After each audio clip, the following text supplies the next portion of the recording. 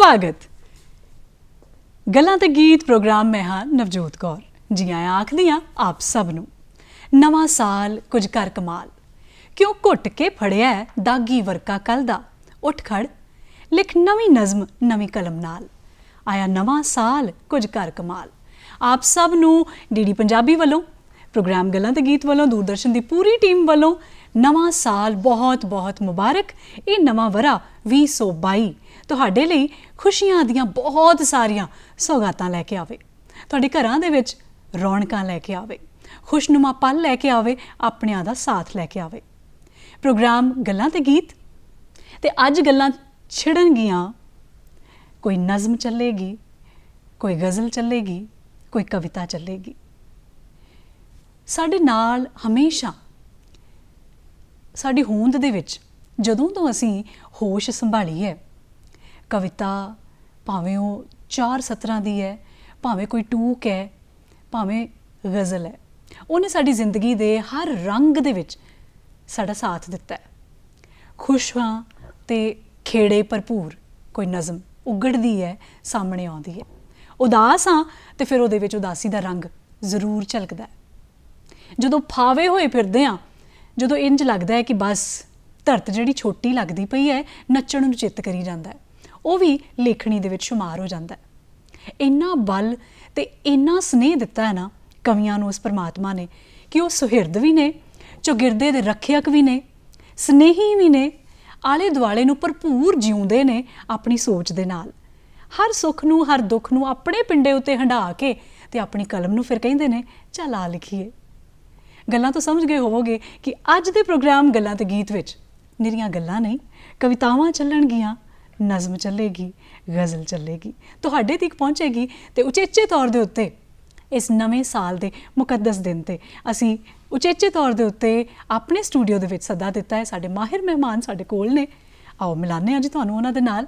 मनजीत इंद्रा जी, बाकमाल हस्ती, मैं की आखां भी कोई लम्मी चौड़ी परिभाषा नहीं, कोई वड्डी सारी जान पछाण नहीं, हर एक पहलू तो असीं उन्हां दे जाणू हाँ। जदों भी कोई कवि पहली बार कविता लिखदा है, घड़दा है, वो अपने आले दुआले तो अपने तजर्बे तो बस लिखदा है तो फिर लिखदा ही तुरिया जाता है। मनजीत इंद्रा जी जिन्हां ने साहित्य अकाडमी अवार्ड भी जित्तिया, best women in poetry, Shiromani award और किन्ने दहाकियां तो पंजाबी माँ बोली की सेवा कर रहे हैं। मैम तुहाडा बहुत बहुत स्वागत। तो सब तो पहला नवां वरा तुहानूं भी बहुत बहुत मुबारक। तुहानूं भी नवां साल मुबारक। कि आ मुबारक साल अपना कर लईए, आ हर एक नूं नाल अपने कर लईए, आ गया खुशियां नूं लैके अपने नाल, फिर चढ़िया जिंदगी दा नवां साल। मैं जदों नवें साल दी गल कर रही हाँ, मैं इत्थे अपने गुरु प्रोफैसर मोहन सिंह नूं याद करदी हाँ जी। मैं उन्हां नूं एक नवें साल दा ग्रीटिंग कार्ड भेजिया जी। शायर दा एहसास हुंदा है शायर किहड़े वलवलियां च किहड़ी मानसिकता चों गुजरदा जी। तो उन्होंने मैनू एक चिट्ठी लिखी, मैं वो मेरे एकदम ज़हन च आई है, मैं साझी कर रही हूँ। जरूर जरूर।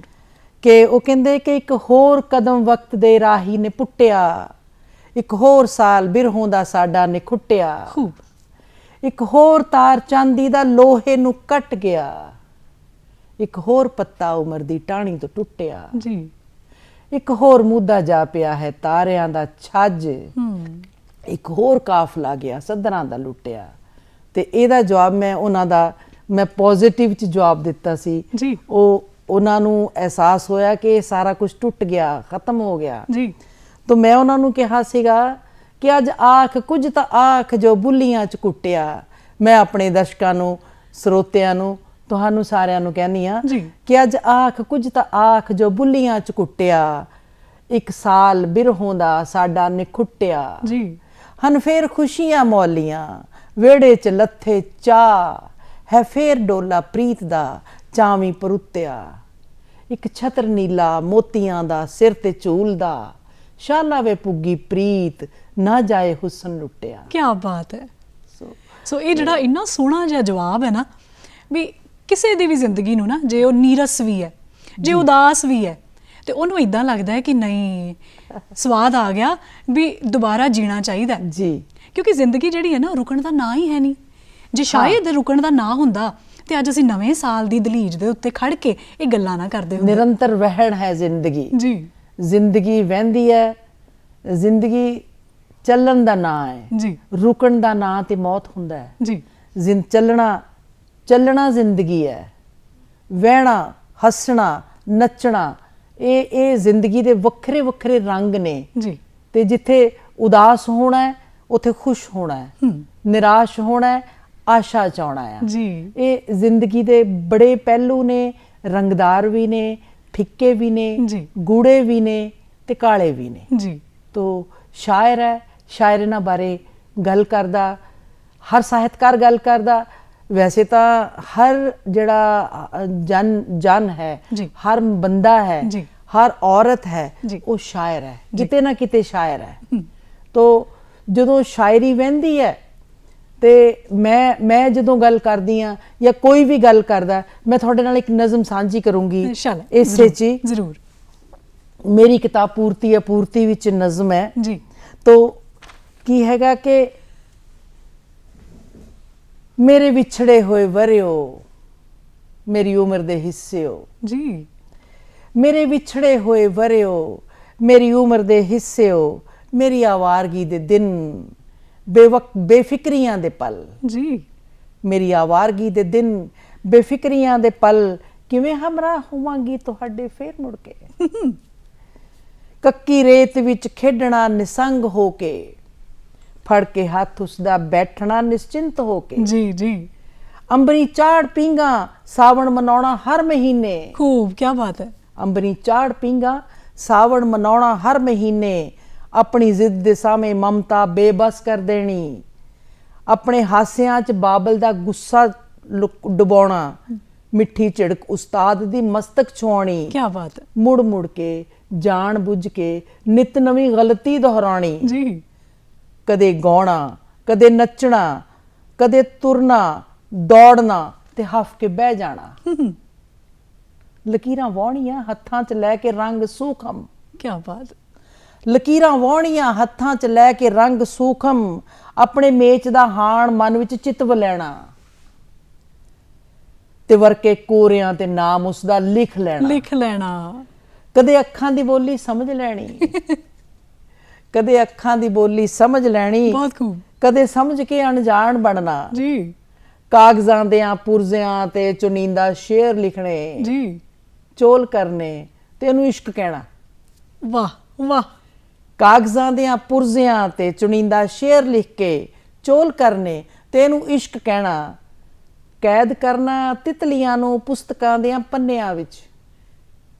ਕੈਦ ਕਰਨਾ ਤਿਤਲੀਆਂ ਨੂੰ ਪੁਸਤਕਾਂ ਦਿਆਂ ਪੰਨਿਆਂ 'ਚ, ਵਰਦੇ ਮੀਂਹ 'ਚ ਨਹਾਉਣਾ, ਦੌੜਨਾ, ਡਿੱਗਣਾ ਤੇ ਉੱਠਣਾ, ਖਿੜਖਿੜ ਹੱਸਣਾ। ਜੀ, ਘੁੱਟ ਕੇ ਹੱਥ ਫੜਨਾ, ਉਹਦੀ ਤਲੀ ਤੇ ਗੱਲ ਤੇ ਕੂੜਾ ਜਿਹਾ ਚੁੰਮਣ ਧਰਨਾ, ਇੱਕ ਦੂਏ ਦੇ ਮੋਹ 'ਚ ਸੁੱਚਮਤਾ ਨੂੰ ਭਾਲਣਾ। ਜੀ, ਕਿਹੇ ਸਨ ਉਹ ਰਿਸ਼ਤੇ ਬੇਮਿਸਾਲ। ਖੂਬ, ਬਹੁਤ ਖੂਬ, ਬਹੁਤ ਖੂਬ। ਕਿਹੇ ਸਨ ਉਹ ਰਿਸ਼ਤੇ ਬੇਮਿਸਾਲ, ਜਦ ਕੁੜਤੀ ਦਾ ਮੇਚ ਤੰਗ ਹੋਇਆ।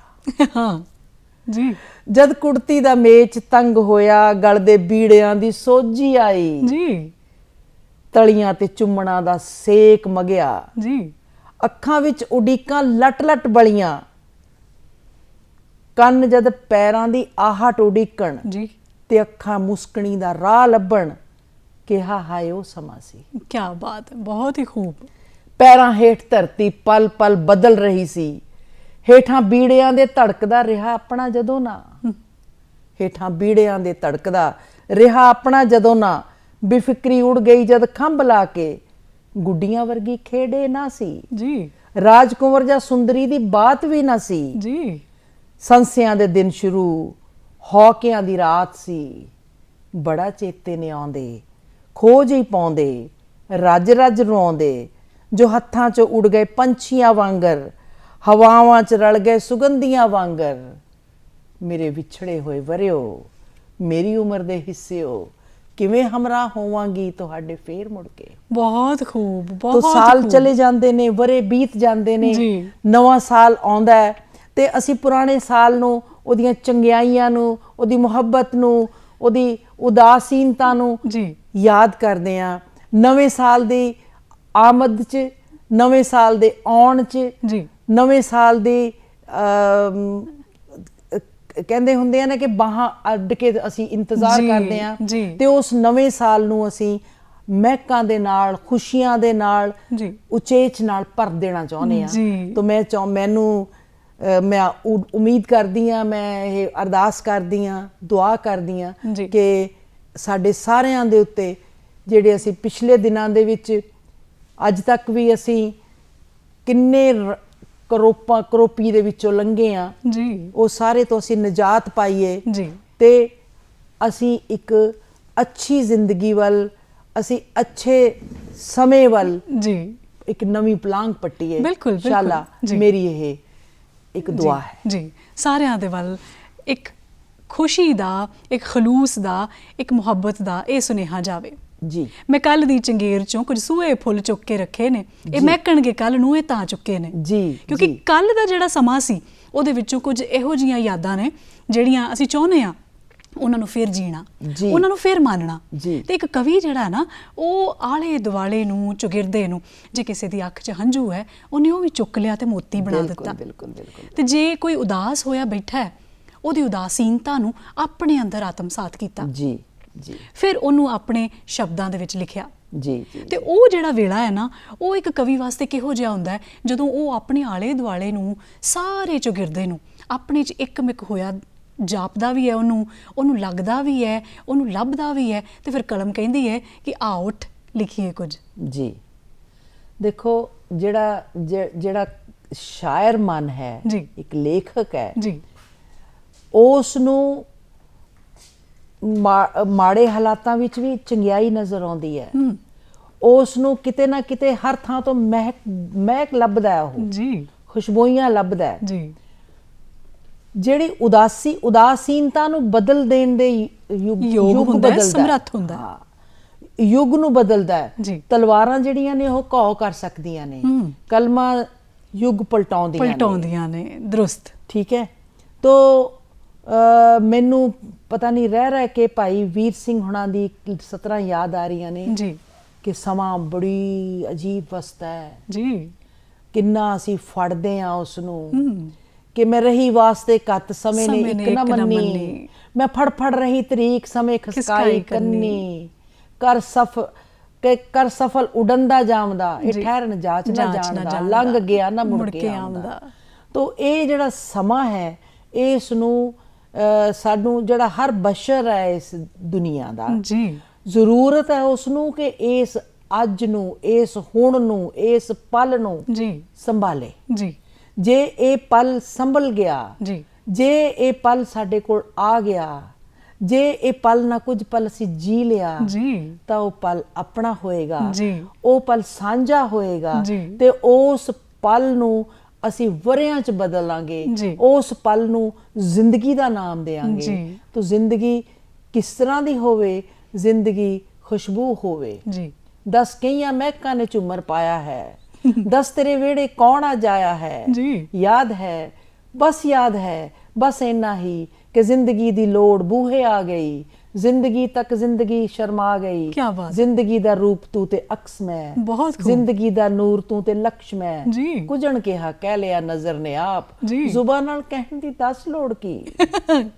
ਜੀ So, ਬੋਲਣ ਦੀ ਜ਼ਰੂਰਤ ਹੀ ਨਹੀਂ। ਹਾਂ, ਸੋ ਇਹ ਜਿਹੜੇ ਸਾਰਥਕ ਸ਼ਬਦ ਜਿਹੜੇ ਨੇ, ਜੀ। ਉਹ ਜ਼ਿੰਦਗੀ ਨੂੰ ਜਿਉਣ ਦਾ ਮਕਸਦ ਦਿੰਦੇ। ਬਿਲਕੁਲ ਮਕਸਦ ਦਿੰਦੇ ਨੇ। ਤੇ ਕਵੀ ਜਿਹੜੇ ਨੇ ਨਾ, ਉਹ ਕਈਆਂ ਦੀ ਜ਼ਿੰਦਗੀ ਦੇ ਰਹਿਬਰ ਵੀ ਬਣ ਜਾਂਦੇ ਨੇ। ਜੀ ਕਿਉਂਕਿ ਜਦੋਂ ਉਹ ਕਿਸੇ ਦੀ ਗੱਲ ਕਹਿ ਦਿੰਦੇ ਨੇ ਨਾ, ਕੋਈ ਕਵਿਤਾ ਪੜ੍ਹਦੇ ਆ, ਕੋਈ ਨਜ਼ਮ ਪੜ੍ਹਦੇ ਆ, ਤੇ ਉਹਦੇ ਵਿੱਚੋਂ ਨਾ ਜਦੋਂ ਪੜ੍ਹਦੇ ਆ ਤੇ ਇੰਜ ਲੱਗਦਾ ਹੈ ਵੀ ਕਵੀ ਨੇ ਨਾ ਆਪਣਾ ਦਿਲ ਖੋਲ ਕੇ ਰੱਖ ਦਿੱਤਾ। ਬਿਲਕੁਲ ਬਿਲਕੁਲ। ਤੇ ਉਹ ਜਿਹੜਾ ਦਿਲ ਖੁੱਲਿਆ ਹੈ ਨਾ, ਉਹਦੇ ਵਿੱਚੋਂ ਮੈਨੂੰ ਮੇਰਾ ਅਕਸ ਨਜ਼ਰ ਆਉਂਦਾ ਹੈ। ਬਿਲਕੁਲ। ਇੰਜ ਲੱਗਦਾ ਹੈ ਵੀ ਇਹ ਉਹਦੀ ਨਹੀਂ, ਇਹ ਤੇ ਮੇਰੀ ਕਹਾਣੀ ਹੈ, ਇਹ ਤੇ ਮੇਰੇ ਨਾਲ ਹੋਇਆ ਵਾਪਰਿਆ।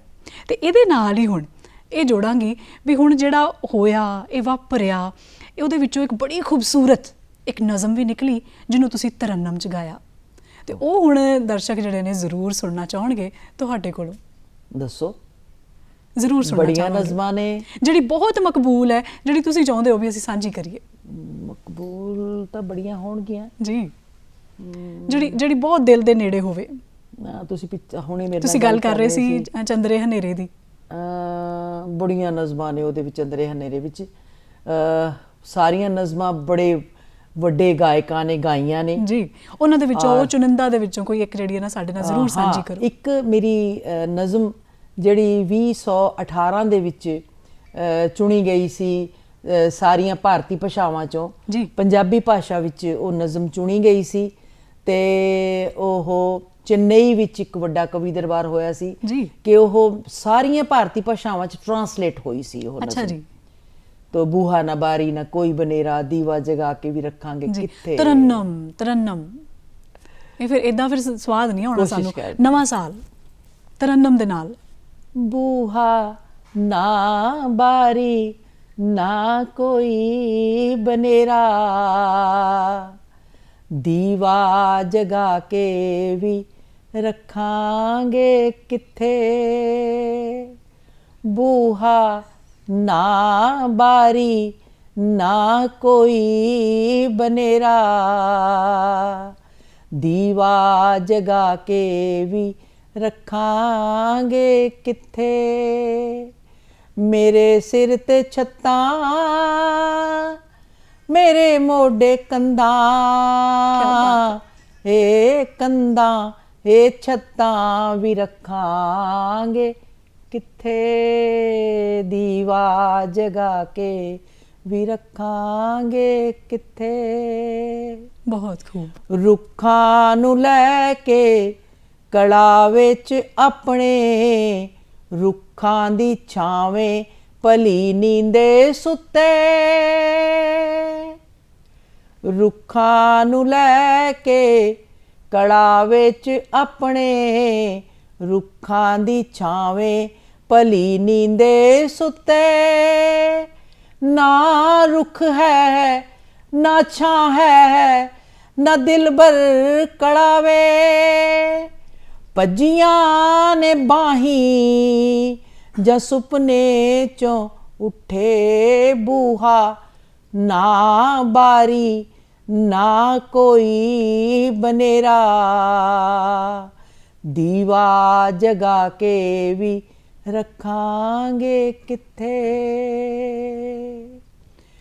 ਨਾ ਬਾਬਲ ਦਾ ਵੇੜਾ ਨਾ ਅੰਮੀ ਦੀ ਲੋਰੀ, ਸਖੀਆਂ ਦੇ ਸੰਗ ਚ ਰੋਕੇ ਨੇ ਛੁੱਟੇ।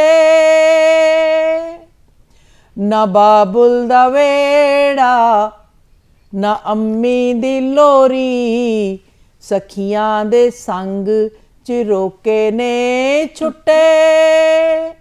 ਨਾ ਪੈਰਾਂ ਦੀ ਆਹਟ ਨਾ ਘੁੰਗਰੂ ਦੀ ਛਣ ਛਣ, ਘੁੰਗਰੂ ਪੰਜੇਬੋਂ ਕੜਕ ਕਰਕੇ ਟੁੱਟੇ। ਬੂਹਾ ਨਾ ਬਾਰੀ ਨਾ ਕੋਈ ਬਨੇਰਾ, ਦੀਵਾ ਜਗਾ ਕੇ ਵੀ ਰੱਖਾਂਗੇ ਕਿੱਥੇ।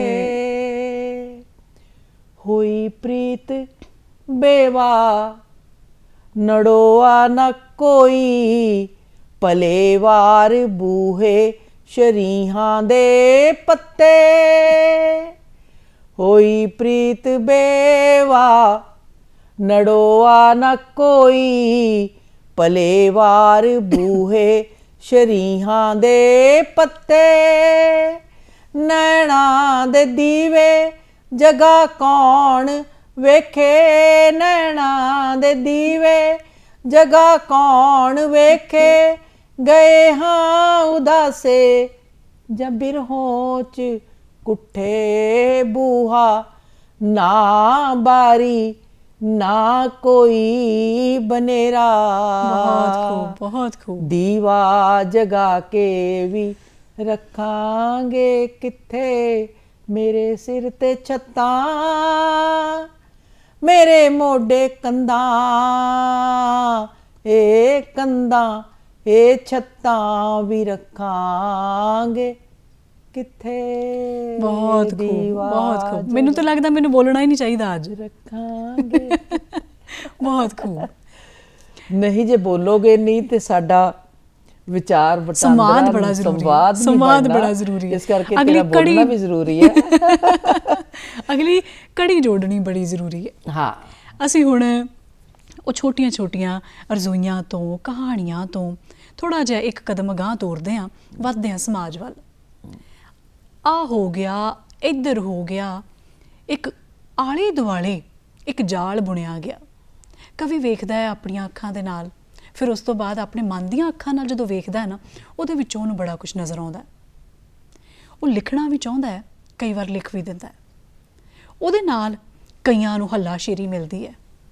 ਉਹਦੀ ਨਜ਼ਮ ਦੇ ਵਿੱਚੋਂ, ਉਹਦੀ ਲਿਖਤ ਦੇ ਵਿੱਚੋਂ ਅੰਦੋਲਨ ਵੀ ਜਨਮ ਲੈਂਦੇ ਨੇ। ਬਿਲਕੁਲ। ਉਸ ਤੋਂ ਬਾਅਦ ਉਹ ਇੱਕ ਵੱਖਰਾ ਸਮਾਜ ਵੀ ਸਿਰਜਦਾ ਹੈ।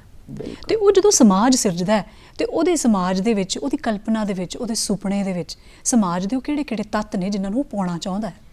ਦੇਖੋ, ਜਿਹੜਾ ਸਾਹਿਤਕਾਰ ਹੈ, ਸ਼ਾਇਰ ਹੈ, ਉਹ ਆਪਣੀ ਦੁਨੀਆ, ਜਿਹੜੀ ਬਦਸੂਰਤ ਦੁਨੀਆ ਆਲੇ ਦੁਆਲੇ ਦੇਖਦਾ ਆਪਣੇ, ਜੀ, ਜਿੰਨੀ ਕੋ ਉਹ ਨਹੀਂ ਚਾਹੁੰਦਾ ਉਹ ਦੇਖਣੀ ਉਸ ਜੀ ਜੀ। ਉਹ ਜਦੋਂ ਆਪਣੀ ਦੁਨੀਆ ਉਸਾਰਦਾ ਹੈ, ਆਪਣੇ ਖਿਆਲਾਂ 'ਚ, ਆਪਣੇ ਸ਼ਬਦਾਂ 'ਚ ਇੱਕ ਦੁਨੀਆ ਉਸਾਰਦਾ ਹੈ ਜੀ, ਉਸ ਦੁਨੀਆ ਨੂੰ ਆਪਣੇ ਮੁਤਾਬਕ ਉਹ ਘੜਦਾ ਹੈ, ਉਹਨੂੰ ਬਾਰ-ਬਾਰ ਉਹ ਉਸਾਰਦਾ ਹੈ, ਬਾਰ-ਬਾਰ ਉਠਾਉਂਦਾ ਹੈ ਜੀ। ਜਦੋਂ ਉਹਨੂੰ ਲੱਗਦਾ ਹੈ ਕਿ ਨਹੀਂ, ਏਦਾਂ ਨਹੀਂ, ਉਹ ਉਸ ਦੁਨੀਆ ਦੇ ਵਿੱਚ ਕੋਈ ਦੁੱਖ ਨਹੀਂ ਦੇਖਣਾ ਚਾਹੁੰਦਾ, ਕੋਈ ਦਰਦ ਨਹੀਂ ਦੇਖਣਾ ਚਾਹੁੰਦਾ ਜੀ। ਉਸ ਦੁਨੀਆ ਨੂੰ ਆਪਣੇ ਮੁਤਾਬਕ ਦੇਖਦਾ ਹੋਇਆ ਇਸ ਦੁਨੀਆ ਨੂੰ ਤੋਰਦਾ ਹੈ ਉਹ, ਕਿ ਇਹ ਦੁਨੀਆ ਜਿਹੜੀ ਹੈਗੀ ਹੈ, ਭਾਵੇਂ ਜਿਹੜੇ ਦੁੱਖ ਤੇ ਸੁੱਖ ਦੋਨੋਂ ਇੱਕ ਅੰਗ ਸੰਗ ਨੇ, ਦੋਵੇਂ ਅੰਗ ਸੰਗ ਨੇ, ਦੋਨੋਂ ਇੱਕ ਪੱਟ ਨੇ, ਦੋਨੋਂ ਪਰਤਾਂ ਨੇ ਜ਼ਿੰਦਗੀ ਦੀਆਂ। ਜੀ, ਉਹਦੇ ਬਿਨਾਂ ਤੁਰ ਨਹੀਂ ਸਕਦਾ। ਪਰ ਉਹ ਜਿਹੜਾ ਹੈਗਾ, ਉਹ ਜਿਹੜਾ ਦਰਦ ਹੈ, ਉਸ ਨੂੰ ਸਹਿਲਾਉਂਦਾ ਆ ਜੀ। ਉਸ ਦਰਦ ਨੂੰ ਪਲੋਸਦਾ ਹੋਇਆ ਵੀ ਇੱਕ ਲੱਜਤ ਲੈਂਦਾ ਤੇ ਉਸ ਨੂੰ ਖੁਸ਼ੀਆਂ ਦੇ ਵਿੱਚ ਸਹਿਣਯੋਗ ਬਣਾਉਂਦਾ ਹੈ ਜੀ ਜੀ। ਜਿਹੜਾ ਕਿ ਅਸਹਿ ਨੂੰ ਸਹਿਣਯੋਗ ਬਣਾਉਂਦਾ ਹੈ। ਸਾਹਿਤਕਾਰ ਜਿਹੜੀ ਉਹਦੀ ਦੁਨੀਆ ਹੈਗੀ ਹੈ, ਉਹਦੇ ਵਿੱਚ ਇੰਨਾ ਕੁਛ ਹੈਗਾ ਕਿ ਉਹ ਆਪਣੀ ਕਈ ਵਾਰੀ ਉਹ ਬਾਹਰਲੀ ਦੁਨੀਆ ਨਾਲੋਂ ਟੁੱਟਦਾ ਆ ਜੀ। ਕਈ ਵਾਰ ਬਾਹਰਲੀ ਦੁਨੀਆ ਦੇ ਨਾਲ ਉਹ ਇੱਕਦਮ ਮਿਲਦਾ ਆ ਜੀ ਜੀ। ਕਿਸੇ ਵਾਰੀ ਇਦਾਂ ਲੱਗਦਾ ਹੈ ਕਿ ਉਹ ਕੱਲੀ ਬੂੰਦ ਮਹਿਜ਼ ਦੁਨੀਆ 'ਚ ਬਦਲਾ ਲਿਆ ਦਿੰਦਾ। ਬਿਲਕੁਲ। ਕਿਤੇ ਕਿਤੇ ਲੱਗਦਾ ਹੈ ਕਿ ਨਹੀਂ, ਇਹ ਦੁਨੀਆ ਬੜਾ ਵੱਡਾ ਸਮੁੰਦਰ ਹੈ, ਮੈਂ ਇੱਕ ਬੂੰਦ ਆ, ਮੈਂ ਮਿਲ ਜਾਣਾ ਲੋਚਦਾ। ਬਿਲਕੁਲ ਬਿਲਕੁਲ ਬਿਲਕੁਲ। ਸੋ ਇਹ ਸਾਰੀਆਂ ਚੀਜ਼ਾਂ ਜਿਹੜੀਆਂ ਨੇ ਨਾ, ਇਹ ਇੱਕ ਕਵੀ, ਉਹਦੀ ਲੇਖਣੀ, ਤੇ ਹੁਣ ਜਦੋਂ ਅਸੀਂ ਉਸ ਬਰੂਹੇ ਖੜੇ ਹਾਂ ਜਿੱਥੇ ਅਸੀਂ ਆਉਣ ਵਾਲੇ ਅੱਜ ਦਾ ਦਿਹਾੜੀ ਜੇ ਕੱਢ ਦਈਏ ਵਿੱਚੋਂ ਤੇ 364 ਦਿਨ ਮੰਨਣੇ ਨੇ। ਇਹਨਾਂ ਦੀ ਹੌਲੀ ਹੌਲੀ ਕਰਕੇ ਇੱਕ ਇੱਕ ਦਿਨ ਦੇ ਨਾਲ ਪਰਤ ਖੋਲ੍ਹਣੀ ਹੈ। ਤੇ ਉਸ ਪਰਤ ਦੇ ਵਿੱਚ ਸਾਡੇ ਲਈ ਕੀ ਲੁਕਿਆ, ਤੁਹਾਡੇ ਲਈ ਕੀ ਲੁਕਿਆ, ਪੂਰੇ ਵਿਸ਼ਵ ਲਈ ਕੀ ਲੁਕਿਆ, ਕੋਈ ਨਹੀਂ ਜਾਣਦਾ। ਆਉਣ ਵਾਲਾ ਕੱਲ ਤੇ ਪਤਾ ਹੀ ਕੋਈ ਨਹੀਂ ਪਤਾ। ਸੋ ਇਹ ਕਵੀ ਜਿਹੜਾ ਨਾ, ਉਹ ਲੋਕਾਂ ਨੂੰ ਆਉਣ ਵਾਲੇ ਕੱਲ ਦੇ ਲਈ ਤਿਆਰ ਵੀ ਕਰਦਾ ਹੈ ਜੀ। ਇਹ ਜਿਹਾ ਹੋ ਸਕਦਾ ਹੈ, ਬਿਲਕੁਲ ਹੋ ਸਕਦਾ। ਸੋ ਆਪਣੀ ਜਿਹੜੀ ਹੈ ਨਾ ਕਮਰ, ਉਹਨੂੰ ਕੱਸ ਕੇ ਰੱਖੋ। ਹਿੰਮਤੀ, ਸਿਰੜ, ਮਿਹਨਤ, ਲਗਨ, ਇਹਦੇ ਜਿਹੜੇ ਖੰਭ ਨੇ ਉਹ ਵੰਡਦਾ ਤੁਰਿਆ ਜਾਂਦਾ ਹੈ ਸਭ ਨੂੰ, ਕਿ ਲਾ ਕੇ ਤੇ ਉੱਚੇ ਅੰਬਰੀ ਉੱਡੋ ਤੇ ਉਹਦੇ ਨਾਲ ਫਤਿਹ ਦਾ ਜਿਹੜਾ ਝੰਡਾ ਹੈ, ਪਰਚਮ ਹੈ, ਲਹਿਰਾ ਸਕਦੇ ਹੋ ਤੁਸੀਂ। ਸੋ ਕਾਬਜ਼ ਹੁੰਦਾ ਹੈ ਉਹ, ਲੋਕਾਂ ਦੇ ਉੱਥੇ ਤੱਕ ਪਹੁੰਚਾਉਣ ਦੇ ਸਮਰੱਥ ਹੁੰਦਾ ਹੈ ਕਵੀ। ਦੇਖੋ, ਮੈਂ ਤੁਹਾਡੇ ਨਾਲ ਕੁਝ ਲਾਈਨਾਂ ਸਾਂਝੀਆਂ ਕਰਨ ਲੱਗੀ ਹਾਂ। ਜ਼ਰੂਰ ਇਰਸ਼ਾਦ। ਕਿ ਮੈਂ ਤੁਹਾਨੂੰ ਕਿਹਾ ਕਿ ਸ਼ਾਇਰ ਆਪਣੀ ਦੁਨੀਆ ਉਸਾਰਦਾ ਹੈ ਜੀ। ਸ਼ਾਇਰ ਆਪਣੇ ਤੋਂ ਵੱਡੀ ਗੱਲ ਕਰਨੀ ਚਾਹੁੰਦਾ ਆ। ਸ਼ਾਇਰ ਦੁਨੀਆ ਨੂੰ ਕਿਤੋਂ ਤੱਕ, ਕਿਤੇ ਤੱਕ ਪਤਾ ਨਹੀਂ ਕਿੱਥੋਂ ਪਹੁੰਚਾ ਦਿੰਦਾ ਹੈ। ਕੋਈ ਸ਼ੱਕ ਨਹੀਂ। ਕਈ ਗੁਜ਼ਰੇ ਦਿਨ, ਮਹੀਨੇ, ਸਾਲ, ਬਸ ਮੈਂ ਖੜੀ ਹਾਂ ਉਸੇ ਨੁਕਤੇ ਤੇ ਜੀ। ਕਈ ਗੁਜ਼ਰੇ ਦਿਨ, ਮਹੀਨੇ, ਸਾਲ, ਬਸ ਮੈਂ ਖੜੀ ਹਾਂ ਉਸੇ ਨੁਕਤੇ ਤੇ।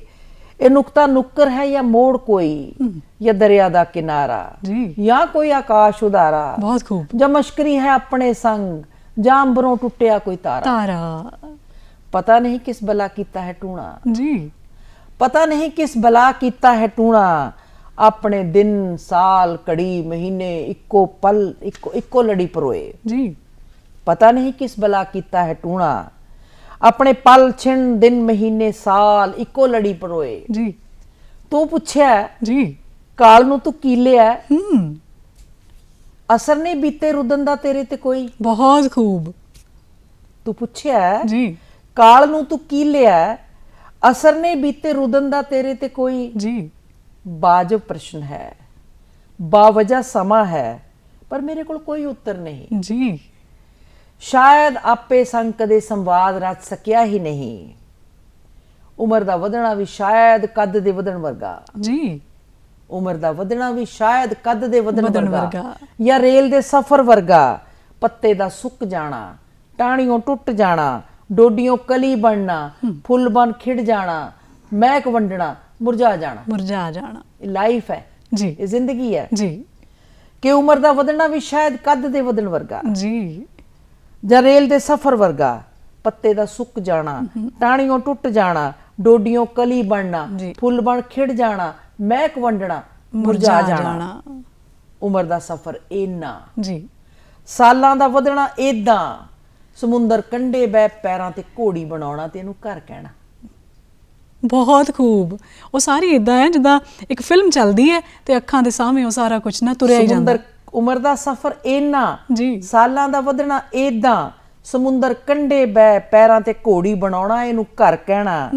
ਘਰ ਘਰ ਖੇਡਦੇ ਪਾਣੀ ਦੀ ਤੇਜ਼ ਛੱਲ ਲਾਉਣੀ ਤੇ ਘਰ ਦਾ ਟਹਿ ਜਾਣਾ। ਟਹਿ ਜਾਣਾ। ਬਹੁਤ ਖੂਬ। ਟੱਠੇ ਘਰ ਦੇ ਕੋਲ ਗਿੱਲੇ ਕੱਪੜੇ ਰੁਦਨ ਕਰਨਾ, ਡਸਕੋਰੇ ਭਰਨੇ, ਤੋਤਲੇ ਬੋਲਾਂ ਨਾਲ ਇੱਕ ਦੂਏ ਨੂੰ ਦਿਲਾਸੇ ਦੇਣੇ, ਤੇ ਫੇਰ ਸਾਲਾਂ ਦਾ ਕਰਮ ਹੁੰਦੇ ਪਤਾ ਹੀ ਨਾ ਲੱਗਣਾ। ਜੀ ਜਵਾਨੀ ਤੇ ਮੁਹੱਬਤ ਸਨਮੁਖ ਹੋਣੇ, ਜੀ ਮੁਹੱਬਤ ਪਰੀਦੇਸ ਦੀ ਕਥਾ ਲੱਗਣੀ, ਜੀ ਮੁਹੱਬਤ ਵਿੱਚ ਜ਼ਮਾਨਾ ਆ ਖਲੋਣਾ। ਬਸ ਹਾਵੇ ਹੌਕੇ ਹੰਝੂ। ਜੇ ਕਦੀ ਹਿੰਮਤ ਵੀ ਕਰਨੀ, ਕਿਸੇ ਦਾ ਹੱਥ ਫੜ ਜਿਸਮ ਦੀ ਨਦੀ ਤਰਨੀ, ਹਾਰਨਾ ਹੰਬਣਾ ਤੇ ਉਸ ਪਲ ਦੀ ਲੋਚਾ। ਜੀ ਕਿੰਨੇ ਸਾਲ ਬੀਤੇ, ਜੀ ਕਿੰਨੇ ਸਾਲ ਬੀਤੇ। ਬਹੁਤ ਖੂਬ। ਜ਼ਿੰਦਗੀ ਜਿਹੜੀ ਹੈ ਨਾ ਤੁਰਨ ਦਾ ਨਾਂ ਹੈ। ਹਾਂ, ਤੇ ਕਵੀ ਜਿਹੜਾ ਇਹ ਚੀਜ਼ ਨੂੰ ਲੋਕਾਂ ਦੇ ਸਨਮੁਖ ਰੱਖਦਾ ਹੈ। ਉਹਦੇ ਵਿੱਚ ਇਹ ਨਹੀਂ ਇੱਕ ਵਾਰੀ ਹਾਰ ਗਏ, ਇੱਕ ਵਾਰੀ ਹੰਭ ਗਏ ਤੇ ਬਸ ਟੁੱਟ ਕੇ ਨਿਰਾਸ਼ ਹੋ ਕੇ ਬਹਿ ਜਾਓ। ਜੀ। ਉਹ ਬਾਰ-ਬਾਰ ਡਿੱਗ ਕੇ ਬਾਰ-ਬਾਰ ਉੱਠਣਾ ਦੱਸਦਾ। ਕਈ ਸਾਡੇ ਕੋਲ ਅਜਿਹੇ ਸਮੇਂ ਆਏ ਜਿਹਦੇ ਵਿੱਚ ਅਸੀਂ ਅੱਕ ਕੇ, ਥੱਕ ਕੇ, ਟੁੱਟ ਕੇ, ਬਹਿ ਕੇ ਫਿਰ ਉੱਠੇ ਔਰ ਬੜੀ ਦਲੇਰੀ ਨਾਲ ਉੱਠੇ। ਜੰਗਾਂ ਜਿੱਤੀਆਂ, ਆਪਣੀ ਹੋਂਦ ਦੀ ਪਛਾਣ ਕੀਤੀ। ਬੜੀ ਵਾਰ ਜੀ। ਬਾਰ-ਬਾਰ। ਉਹਦੇ ਵਿੱਚ ਜੇ ਵਾਰਾਂ ਵੀ ਆਈਆਂ, ਜੇ ਉਹਦੇ 'ਚ ਕਵੀਆਂ ਨੇ ਆਪਣੀ ਪੇਸ਼ਕਾਰੀ ਵੀ ਕੀਤੀ, ਬਿਲਕੁਲ। ਜੇ ਉਹਦੇ ਵਿੱਚ ਵੀ ਇੱਕ ਕਵੀ ਜਿਹੜਾ ਨਾ, ਮੈਨੂੰ ਨਹੀਂ ਲੱਗਦਾ ਕਿ ਜ਼ਿੰਦਗੀ ਦੇ ਕਿਸੇ ਪੱਖ ਤੋਂ ਵੀ ਲੋਕਾਂ ਦੇ ਦੁੱਖ, ਲੋਕਾਂ ਦੇ ਸੁੱਖ ਤੋਂ ਮਹਿਰੂਮ ਰਿਹਾ ਹੋਣਾ। ਕਿਉਂਕਿ ਕਵੀ ਨਹੀਂ, ਉਹਦੀ ਲਿਖਤ ਨਹੀਂ ਤੇ ਅਸੀਂ ਉਸ ਸਮੇਂ ਨੂੰ ਚੇਤੇ ਹੀ ਨਹੀਂ ਕਰ ਸਕਦੇ। ਦੇਖੋ, ਜੇ ਸ਼ਾਇਰੀ ਨਹੀਂ ਹੈ, ਜੇ ਸਮਾਂ ਨਹੀਂ ਹੈ, ਜੀ। ਉਹ ਸਮੇਂ ਦੀ ਨਜ਼ਾਕਤ ਨੂੰ ਪਹਿਚਾਨਣ ਵਾਲੀ ਅੱਖ ਨਹੀਂ ਹੈ। ਜੀ। ਆਮ ਬੰਦੇ ਦੇ ਤੋਂ ਕਈ ਵਾਰੀ ਉਹ ਅਕਸਰ ਆਮ ਬੰਦੇ ਕੋਲੋਂ ਲੰਘ ਜਾਂਦੀ ਹੈ। ਜੀ। ਪਰ ਇੱਕ ਹਸਾਸ ਮਨ, ਜੀ। ਜਿਹੜਾ ਸ਼ਾਇਰ ਦਾ ਮਨ ਹੁੰਦਾ, ਜੀ। ਬੜਾ ਹਸਾਸ, ਬੜਾ ਕੋਮਲ, ਬੜਾ ਨਾਜ਼ੁਕ, ਜੀ। ਉਹਦੇ ਕੋਲੋਂ ਕੋਈ ਚੀਜ਼ ਬਚ ਕੇ ਲੰਘ ਹੀ ਨਹੀਂ ਸਕਦੀ। ਉਸਨੇ ਦਰਦ ਨੂੰ ਲੈਣਾ, ਦਰਦ ਨੂੰ ਵੀ ਇੱਕ ਕਿਸਮ ਦਾ, ਜਿਹਨੂੰ ਮੈਂ ਕਹਿੰਦੀ ਹੁੰਦੀ ਹਾਂ ਵੀ ਜੇ ਪੰਜਾਬੀ ਸਮਝੋ, ਇੰਜੋਏ ਕਰਨਾ। ਜੀ। ਮਾਨਣਾ, ਉਸ ਦਾ ਸਵਾਦ ਲੈਣਾ। ਜੀ। ਉਹ ਦਰਦ ਵਿੱਚ ਵੀ ਸਵਾਦ ਲੈਂਦਾ ਹੈ। ਮੈਨੂੰ ਇੱਕ ਮੇਰਾ ਗੀਤ ਯਾਦ ਆ ਰਿਹਾ ਹੈ। ਜੀ, ਜ਼ਰੂਰ ਜ਼ਰੂਰ। ਇਤਰਾਂ ਦੇ ਸਰਵਰ ਸੁੱਕ ਚੱਲੇ ਹੋ,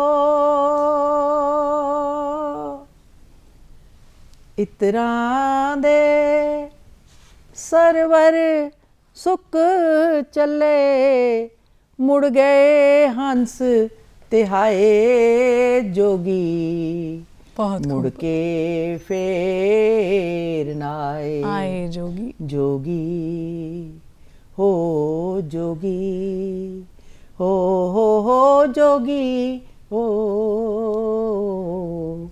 ਮੁੜ ਕੇ ਫੇਰ ਨਾ ਆਏ। ਸਿਦਕ ਦੀ ਮਿੱਟੜੀ ਕਦੇ ਨਾ ਖੁਰਦੀ ਹੋ, ਸਿਦਕ ਦੀ ਮਿੱਟੜੀ ਕਦੇ ਨਾ ਖੁਰਦੀ, ਬਹੁਤ ਖੂਬ। ਮਰ ਮਰ ਬਣਦੀ ਆਤਸ਼ ਪੁੱਜਦੀ, ਕਾਲੇ ਬਾਗੀ ਹੀਰ ਸਲੇਟੀ, ਤੜਪੇ ਤੇ ਮਰ ਜਾਏ ਜੋਗੀ। ਹੋ ਜੋਗੀ ਹੋ,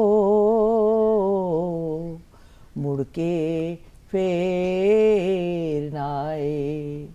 ਇਤਰਾਂ ਦੇ ਸਰਵਰ ਸੁੱਕ ਚੱਲੇ ਹੋ, ਬਿਰਹੋਂ ਨਾਗ ਪਲੋ ਪਲ ਡਸਦੇ ਹੋ, ਬਹੁਤ ਖੂਬ। ਬਿਰਹੋਂ ਨਾਗ ਪਲੋ ਪਲ ਡਸਦੇ, ਫਾਨੀ ਰਸੀਏ ਖਿੜ ਹੱਸਦੇ, ਕਾਲੇ ਬਾਗੀ ਹੀਰ ਸਲੇਟੀ, ਤੜਪੇ ਤੇ ਮਰ ਜਾਏ ਜੋਗੀ। ਬਹੁਤ ਖੂਬ। ਹੋ ਜੋਗੀ ਹੋ, ਮੁੜ ਕੇ ਫੇਰ ਨਾ ਆਏ। ਇਤਰਾਂ ਦੇ ਸਰਵਰ ਸੁੱਕ ਚੱਲੇ ਹੋ। ਇਹ ਗੀਤ ਮੇਰਾ ਡੋਲੀ ਗੁਲੇਰੀਆ ਨੇ ਗਾਇਆ। ਤੋ ਜਿਸ ਸ਼ਿੱਦਤ ਨਾਲ ਡੋਲੀ ਗੁਲੇਰੀਆ ਨੇ ਗਾਇਆ, ਸ਼ਾਇਦ ਉਸ ਸ਼ਿੱਦਤ ਨਾਲ ਮੈਂ ਇਸ ਗੀਤ ਨੂੰ ਪੇਸ਼ ਨਾ ਕਰ ਸਕੀ ਹੋਵਾਂ, ਪਰ ਸ਼ਾਇਰ ਦਾ ਆਪਣਾ ਤਰੰਨਮ ਹੁੰਦਾ ਜੀ, ਮੈਂ ਉਸ ਨੂੰ ਕਹਿਣ ਦੀ ਕੋਸ਼ਿਸ਼ ਕੀਤੀ ਹੈ ਜੀ। ਸੋ ਇਸ ਤਰ੍ਹਾਂ ਨਾਲ ਕਿ ਮੇਰੀ ਜ਼ਿੰਦਗੀ 'ਚ ਵੀ ਇਸ ਤਰ੍ਹਾਂ ਦੇ ਸਮੇਂ ਆਏ ਜੀ। ਮੈਂ ਪਹਿਲੀ ਵਾਰ ਮੇਰਾ ਇੱਕ ਗੀਤ ਰੇਸ਼ਮਾ ਨੇ ਗਾਇਆ ਸੀ। ਕੀ ਬਾਤ ਹੈ, ਪੰਜਾਬੀ ਬਹੁਤ ਖੂਬ। ਜਿਹੜੀ ਦੀ ਇੱਕ ਬੁਲੰਦ ਆਵਾਜ਼ ਜੀ। ਉਸ ਵੇਲੇ ਮੈਂ ਸੋਚ ਵੀ ਨਹੀਂ ਸਕਦੀ ਸੀ ਜੀ। ਕਿ ਮੇਰੇ ਸ਼ਬਦਾਂ ਨੂੰ, ਮੇਰੇ ਬੋਲਾਂ ਨੂੰ ਜੀ ਆਵਾਜ਼ ਇੱਕ ਉਹ ਦੇਗੀ। ਜੀ। ਤੋ ਇਹ ਇੱਕ ਜਿਹੜਾ ਹੁੰਦਾ ਨਾ ਕਿ ਗੀਤ ਜਿਹੜਾ ਸ਼ਬਦ ਹੈ, ਸੁਰ ਹੈ ਜੀ, ਸੰਗੀਤ ਹੈ, ਲੈ ਹੈ, ਤਾਨ ਹੈ, ਇਹਨਾਂ ਤੋਂ ਬਿਨਾ ਸ਼ਬਦਾਂ ਦਾ ਸ਼ਾਇਦ ਉਹਨਾਂ ਮੁੱਲ ਨਾ ਹੋਵੇ ਜਿੰਨਾ ਚਿਰ ਤੱਕ ਤੁਸੀਂ ਸ਼ਬਦ ਨੂੰ ਇੱਕ ਸੁਰ ਨਹੀਂ ਕਰਦੇ। ਜੀ। ਸ਼ਾਇਰੀ ਜਿਹੜੀ ਹੈ, ਨਜ਼ਮ ਜਿਹੜੀ ਹੈ, ਉਹ ਚਾਹੇ ਅਸੀਂ ਖੁੱਲੀ ਕਵਿਤਾ ਵੀ ਲਿਖਦੇ ਹਾਂ, ਉਹਦੇ ਵਿੱਚ ਵੀ ਇੱਕ ਅੰਤਰ ਧੁਨੀ ਹੁੰਦੀ ਹੈ ਜੀ। ਉਹ ਵੀ ਇੱਕ ਲੈ ਦੇ ਵਿੱਚ ਬੱਜੀ ਹੁੰਦੀ ਹੈ, ਇੱਕ ਸਰੂਪ ਲੈ ਵਿੱਚ ਬੱਜੀ ਹੀ ਕਵਿਤਾ ਹੁੰਦੀ ਹੈ। ਜੀ। ਜ਼ਿੰਦਗੀ ਜਿਹੜੀ ਹੈ ਉਹ ਲੈਬੱਧ ਕਵਿਤਾ ਦਾ ਹੀ ਨਾਂ ਹੈ। ਬਿਲਕੁਲ ਦਰੁਸਤ ਜੀ। ਜਿਹੜੀ ਸੁਰ ਵਿੱਚ ਜ਼ਿੰਦਗੀ ਹੋਵੇ ਜੀ, ਉਹ ਸੁਰੀਲੀ ਕਵਿਤਾ ਹੀ ਹੋ ਸਕਦੀ ਹੈ। ਜੀ ਜੀ। ਸੁਰ ਵਿੱਚ ਜ਼ਿੰਦਗੀ ਹੋਵੇ ਉਹ ਗੀਤ ਵਰਗੀ ਹੋ ਸਕਦੀ ਹੈ।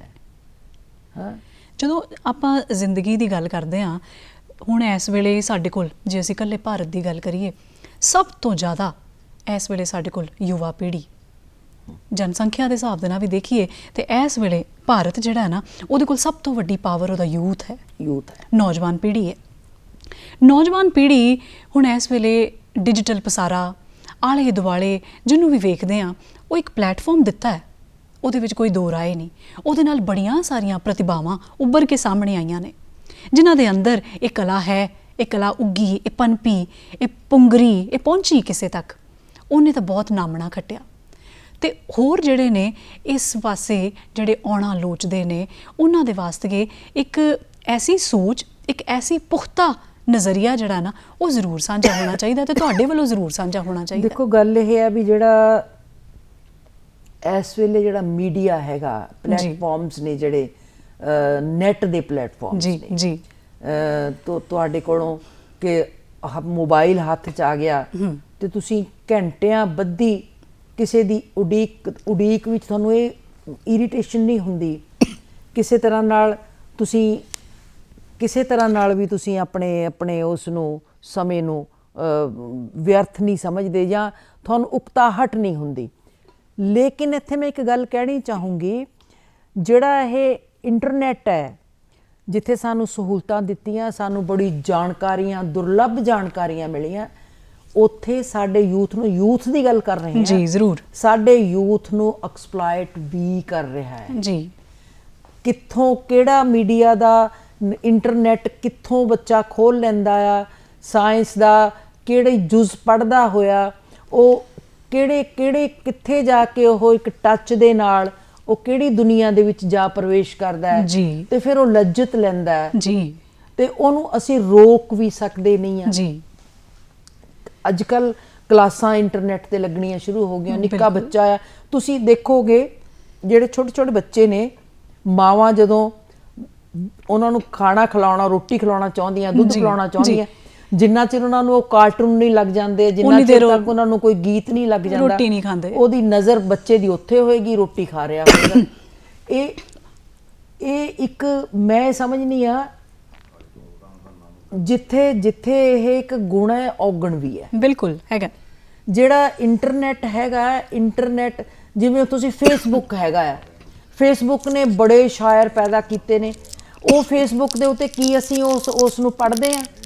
ਕੋਈ ਨਹੀਂ ਪੜ੍ਹਦਾ, ਸਿਮਲੀਆਂ ਭੇਜੀ ਜਾਂਦੇ ਆ, ਬਸ ਲਾਈਕ ਕਰਤਾ, ਤੇ ਫਿਰ ਉਹਨੂੰ ਬੰਦੇ ਨੂੰ ਲੱਗਦਾ, ਉਹ ਨੌਜਵਾਨ ਨੂੰ ਇਹ ਲੱਗਦਾ ਕਿ ਮੈਨੂੰ ਤਾਂ ਇੰਨੀਆਂ ਲਾਈਕ ਆ ਗਈਆਂ, ਮੈਨੂੰ ਤਾਂ ਇੰਨੀ ਵਾਹ ਵਾਹ ਆ ਗਈ, ਤੇ ਉਹ ਜਿਹੜੀ ਉਹਦੀ ਕੱਚੀ ਬਰੱਚੀ ਨਜ਼ਮ ਹੈ, ਕੱਚਾ ਬਰੱਚਾ ਜਿਹੜਾ ਲਿਖਿਆ ਹੋਇਆ, ਕੁਛ ਲਿਖਿਆ ਹੋਇਆ ਆ, ਉਹ ਜਿਹੜਾ ਹੈਗਾ ਆ ਉਹਨੂੰ ਪਰਪੱਕ ਕਰੀ ਜਾਂਦਾ ਹੈ।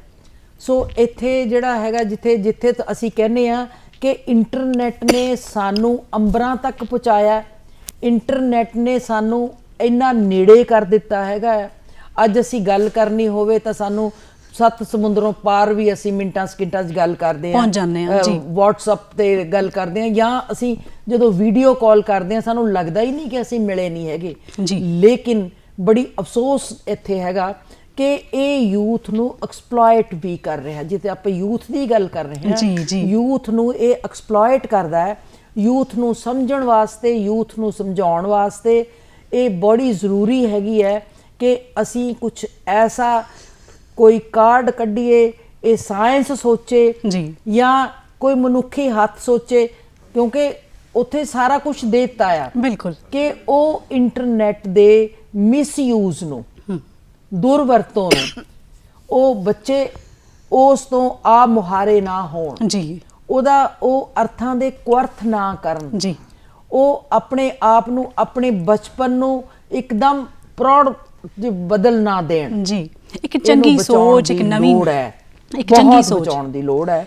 तो जिन्ना चिर तक असी ये नहीं बचावांगे, मेरा ख्याल है कि असी अपनी यूथ नूं संभाल नहीं पावांगे। बिल्कुल ਇਹ ਸਾਡੇ ਜਿੱਥੇ मैं समझनी हाँ कि घर दे विच मापियां दी, हुण देखो मैं ये गल बड़ी करन वाली है कि मापियां कोल भी समा नहीं है जी। दोनों मापे नौकरियां करते ने, किथे है टीचर्स ने, उन्होंने अपना सिलेबस खत्म करना है, समय दे हकूक दे विच रहिंदे होए इस तरह कई बच्चे ने कुछ ने बड़ा लंबा चौड़ा विस्तार है दिता जा सकता है, बच्चों वास्ते बोलिया जा सकता है। मंजीत जी तुसीं थोड़े जे समय दे विच ही इन्ने खुलासे दे नाल कविता ते कविता दे अंग संग होण, समाज सिरजण, समाज नूं एक लंबी, एक वधिया, एक ताज़ी प्रेरणा देण, ਉਹਦਾ ਤੁਸੀਂ बहुत ही नेक उपराला कीता। स्टूडियो विच आए, तुहाडा बहुत बहुत धन्नवाद। दर्शकों का भी धन्नवाद, शुक्रिया शुक्रिया।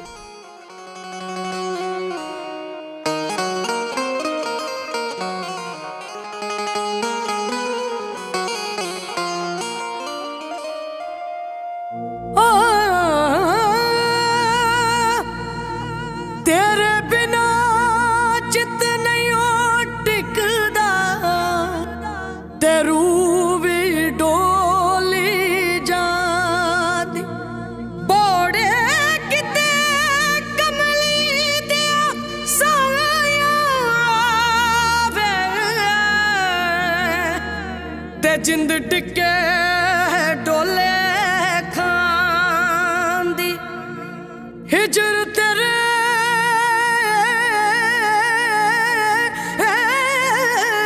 जिंद रे मारे, गल एक भी ना बोली जांदी, गल एक भी ना बोली जांदी।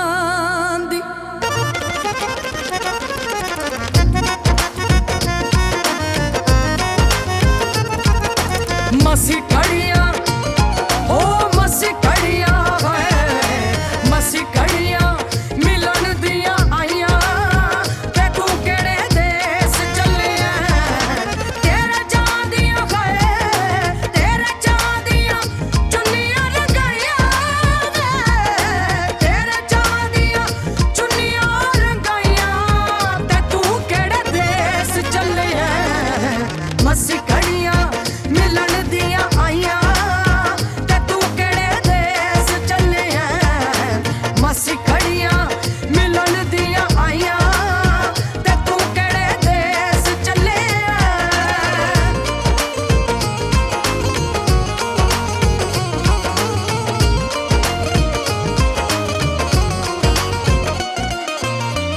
जिंद वाली कोठी साडी कूहू कूहू कूकदी कच्चा घड़ा हसदा ते उत्ते नदी शूकदी